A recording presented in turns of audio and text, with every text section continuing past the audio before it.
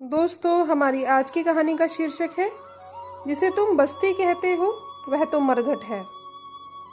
मरघट बस्ती है या बस्ती मरघट? दोस्तों, एक फकीर की है आध्यात्मिक कहानी आपकी बंद आंखों को खोलने वाली है। दिल को छू लेने वाली यह बेहतरीन कहानी आपको जीवन और मौत की सच्चाई से अवगत कराएगी। कहानी शुरू होती है। एक गांव के बाहर दूर खेतों की ओर एक फकीर का झोपड़ा था। वह बीते कई वर्षों से अकेला ही उस झोपड़े में रहता था। एक दिन वह अपने झोपड़े के बाहर समाधि में बैठा हुआ था। तभी उधर से कुछ मुसाफिर गुजरे और उन्होंने उस फकीर से पूछा, महात्मन, हमें बस्ती की तरफ जाना था, लेकिन हम राह से भटक गए हैं। क्या आप हमें बता सकते हैं कि बस्ती की तरफ जाने का कौन सा रास्ता है? उस फकीर ने यात्रियों से पूछा, क्या सचमुच बस्ती की तरफ जाना चाहते हो या मरघट की तरफ? फकीर की यह बात सुनकर एक मुसाफिर नाराज होते हुए बोला, कैसे आदमी हो तुम? हम कह रहे हैं हमें बस्ती की तरफ जाना है, फिर तुम मरघट जाने की बात क्यों कर रहे हो? फकीर ने कहा, मैं तुम्हारे प्रश्न से आश्वस्त होना चाहता हूँ ताकि मैं ठीक ठीक बता सकूं, क्योंकि कई लोग ऐसे हैं जो बस्ती को मरघट समझते हैं और मरघट को बस्ती। इसलिए मैंने पूछ लिया कि कहीं तुम भी उसी भूल में तो नहीं हो। उन मुसाफिरों ने सोचा कि आज पता नहीं किस पागल फकीर से मुलाकात हो गई, परंतु उनके सामने कोई दूसरा विकल्प भी नहीं था, क्योंकि उस वक्त दूर दूर तक और कोई दिखाई ही नहीं दे रहा था और सांझ भी ढलने को था। इसलिए मजबूरन रास्ता उसी से पूछना पड़ा। फकीर ने बताया कि यहाँ से 1 मील आगे जाकर बाईं ओर मुड़ जाना, तुम लोग बस्ती में पहुंच जाओगे, लेकिन ख्याल रहे दाहिने तरफ मत मुड़ना, क्योंकि दाहिनी तरफ का रास्ता मरघट को जाता है। वे लोग चले गए और करीब 3 किलोमीटर चलने के बाद वे एक मरघट में पहुंच गए। वे लोग तो बड़े हैरान और परेशान हुए। उनमें से एक मुसाफिर क्रोधित होते हुए बोला, मुझे तो पहले से ही उस आदमी पर शक था। पता नहीं कैसा पागल आदमी है कि मरघट में पहुंचा दिया। फिर वे लोग गुस्से में वापस लौटे। वापस आए तो फकीर आंख बंद किए ध्यान लगाकर बैठा था। उनमें से एक यात्री जो बहुत गुस्से में था, उसने फकीर पर चिल्लाते हुए बोला, तुम तो बड़े पागल मालूम होते हो। हम बस्ती जाना चाहते थे और तुम्हें हमें मरघट में भेज दिया। फकीर बोला, बहुत दिनों बाद मुझे आज खुद ही यह अनुभव हुआ कि जिसको तुम बस्ती कहते हो वह बस्ती नहीं है। वहाँ तो रोज कोई उजड़ता है, वहाँ तो रोज कोई मरता है, वहाँ तो रोज आना जाना लगा रहता है। फिर उसे मैं बस्ती कैसे कहूँ? और जहाँ तक मरघट का सवाल है, यहाँ तो जो लोग एक बार आते हैं फिर कभी नहीं जाते, वे वहीं के वहीं बसे हुए हैं। इसलिए मैं मरघट को बस्ती कहता हूँ और बस्ती को मरघट कहता हूँ, क्योंकि वहाँ तो लाइनें लगी हुई हैं आने जाने वालों की। एक आज मरता है तो दूसरा कल और तीसरा परसों। वहाँ तो रोज कोई ना कोई जरूर मरता है, तो जहाँ से कोई उजड़ रहा है तो उसे मैं बस्ती कैसे कहूँ?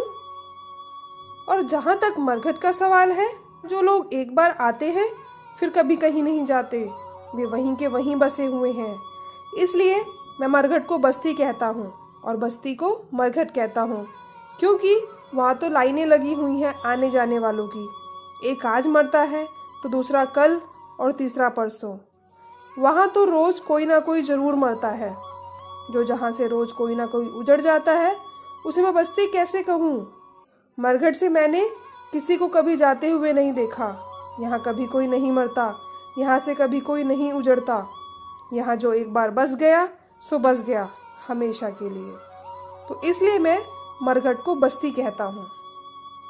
दोस्तों, पता नहीं उन मुसाफिरों को यह बात समझ में आई होगी या नहीं कि वह फकीर उनसे क्या कहना चाह रहा था, लेकिन हो सकता है कि यह बात आपको समझ में आ जाए।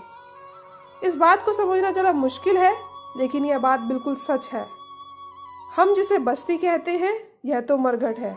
यहाँ तो रोज हजारों लोग मरते हैं। आप जिस जगह पर खड़े हैं वहाँ पर हजारों बस्तियाँ बसी हुई उजड़ गई। आपको पता है कि आप जिस जगह पर खड़े हैं वहाँ पर हजारों लाशें दबी हुई हैं। इसे जमीन की एक एक परतों में आपके बाप दादा, परदादा और परदादा के भी परदादाओं की लाशें दबी हुई हैं। और एक दिन आप, आपके बेटे, पोते, परपोते भी इस मिट्टी में की ही परत बन जाएंगे। इसलिए आप इस भूल में मत रहना कि आप किसी बस्ती में रहते हैं और आप जिसे जीवन कहते हैं, वास्तव में वह तो निरंतर चलने वाली मृत्यु की एक प्रक्रिया है। और यह प्रक्रिया मनुष्य के जन्म के साथ ही प्रारंभ हो जाती है और तब से मनुष्य रोज थोड़ा थोड़ा मरता है। मृत्यु के दिन तो केवल उस प्रक्रिया की समाप्ति होती है। शायद आपको इस बात का एहसास भी नहीं होगा कि आपका शरीर सबसे बड़ा मरघट है। आपके शरीर में हर दिन लाखों जीव मरते हैं और लाखों जीव जन्म लेते हैं। विज्ञान के अनुसार शरीर करोड़ों अरबों जीवित कोशिकाओं से बना हुआ है और प्रतिदिन लाखों कोशिकाएं मरती हैं और लाखों पैदा होती हैं। अगर आप जरा ध्यान से सोचें तो पाएंगे कि आपके शरीर में कुछ भी स्थायी नहीं है। आपकी सोच, आपके विचार, आपकी आकांक्षाएं, आपकी अपेक्षाएं, सब कुछ निरंतर बदलता रहता है। भगवद गीता में भगवान श्री कृष्ण जी भी कहते हैं, जो आज तुम्हारा है वह कल किसी और का था और परसों किसी और का हो जाएगा, क्योंकि परिवर्तन ही संसार का नियम है। अर्थात यह समस्त ब्रह्मांड एक स्वप्न के सदृश है। इस अनंत ब्रह्मांड में एक परमात्मा के सिवा कुछ भी शाश्वत नहीं है। इसलिए आप इस भ्रम में ना रहें कि आपका जीवन नित्य, अखंड और अविनाशी है। आपका जीवन तो एक स्वप्न है, एक धोखा है, एक भ्रम है और आप अपनी सारी उम्र इस भ्रम में पड़कर इस मृत जीवन को हमेशा के लिए अपना बनाने की कोशिश करते हैं। आप इस मृत शरीर को जीवित समझकर इसे सुख पहुंचाने की चेष्टा करते हैं। सारी उम्र दौलत, शोहरत, पद प्रतिष्ठा, सुख सुविधा, वासना, जवानी, ताकत, अहंकार इत्यादि को प्राप्त करने और इसे कायम रखने की चेष्टा करते रहते हैं। और इसी चेष्टा में आप चोरी, बेईमानी, स्वार्थ, घृणा, ईर्ष्या, छल कपट, नफरत, दुराचार, दुर्व्यवहार और दुर्भावना से प्रेरित बुरे कर्म करते रहते हैं। लेकिन जरा सोचिए कि आप इन भौतिक चीज़ों के पीछे भागते भागते आखिर कहाँ पहुँचेंगे। आखिर में तो आपकी मंजिल मरघट ही होती है। आपका यह मृत शरीर आखिर में मरघट में ही पहुँच जाता है और सारी उम्र की आपकी आपाधापी व्यर्थ ही साबित होती है।